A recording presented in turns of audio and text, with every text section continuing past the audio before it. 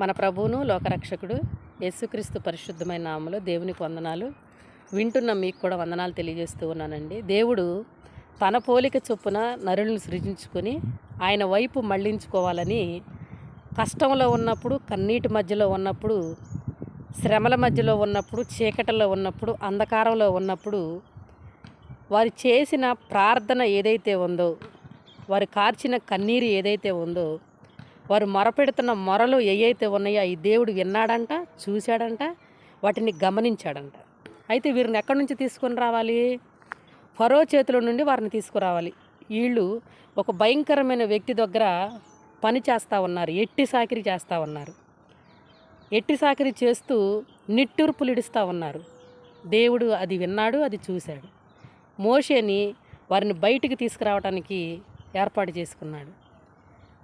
వారు ఎట్టి పనులు చేస్తున్నప్పుడు చూసిన దేవుడు వారి చెడ్డ పనులు చేస్తున్నప్పుడు కూడా దేవుడు చూస్తాడు కదా. వారిని బయటికి తీసుకొచ్చి వారి నమ్మకంగా కానానుకు నడిపించాలి అని మోషే ఆజ్ఞ ద్వారా వారు బయటకు వచ్చేసారు.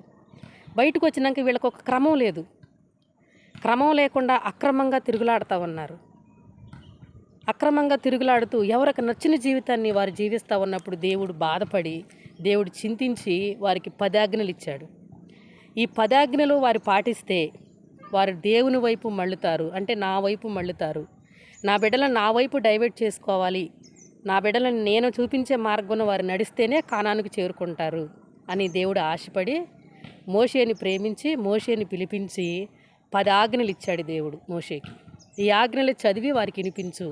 ఈ ఆజ్ఞల ద్వారా వారు కానానికి ఎలాగా చేరుకోవాలో ఈ ఆజ్ఞల్లో ఉన్నాయి అని క్రమాన్ని నియమించి క్రమ ప్రకారము వాళ్ళు కానానికి చేరుకోవాలన్న ఉద్దేశంతో దేవుడు ఒక మంచి ప్రణాళిక చేసి మోషేకు అనుగ్రహించాడు. ఆ ప్రణాళికని చెదరగొట్టుకొని చిందరవందరగా చేసుకొని వారి జీవితాన్ని మధ్యలోనే సుఖాంతం చేసుకున్నారు. దేవుడు ఎలాగ ప్రేమించాడండి మనుషుల్ని? స్వార్థం లేకుండా నిస్వార్థంగా ప్రేమించి వారు ఒక మంచి మార్గంలోనికి నడవాలి, పాలు తేనెలు ప్రవహించే దేశమునకు వారిని నడిపించాలి. వారు ఆకలి దప్పుకులతో ఉండి నాకు మొరపెట్టారు, వారి మొర నేను విన్నాను కనుక ఈ పాలు తేనెలు ప్రవహించే దేశంలోనికి వారిని నడిపించాలనేది దేవుని ఉద్దేశం. మనిషి ఉద్దేశం ఏంటి? వారికి నచ్చిన జీవితాన్ని జీవించాలి, ఎలా పడితే అలాగ జీవించాలి అనేది మనిషి ఉద్దేశం. ఈ అలాగ పడితే అలాగ నడిచే ఈ ఆలోచనల ద్వారాగా దేవుని కోరిక ఏంటో తెలుసుకోలేక వారి జీవితాన్ని మధ్యలోనే పాడు చేసుకుంటుంటే దేవుడు చూసి ఎంత బాధపడతాడండి. తన పోలిక చొప్పున నరులు సృజించుకొని తన నాసికారంధ్రంలో జీవాత్మ ఒదగ నరుడు జీవాత్మాయను. దేవుని లేఖనాలు ఎంత స్పష్టంగా తెలియజేస్తూ ఉన్నాయి. యేసుక్రీస్తు ప్రభు అంటాడు, నేనే మార్గమును, నేనే సత్యమును, నేనే జీవమును, నా ద్వారా తప్ప ఎవడు తండ్రి వద్దకి రాలేడు అని దేవుని వాక్యం సెలవిస్తూ ఉంది. ఈ మాటలు నేర్చుకోవలసిన మనిషి ఏం చేస్తూ ఉన్నాడు? ఈ ఆజ్ఞలు పాటించవలసిన మనిషి ఏం చేస్తూ ఉన్నాడు? ఆయన వైపు చూడలేక మధ్యలోని జీవితాన్ని పాడు చేసుకుంటూ వారికి నచ్చిన జీవితాన్ని జీవించుకుంటూ జీవితాన్ని నాశనం చేసుకుంటుంటే దేవుడు ఎంత బాధపడతాడో ఒకసారి ఆలోచించండి.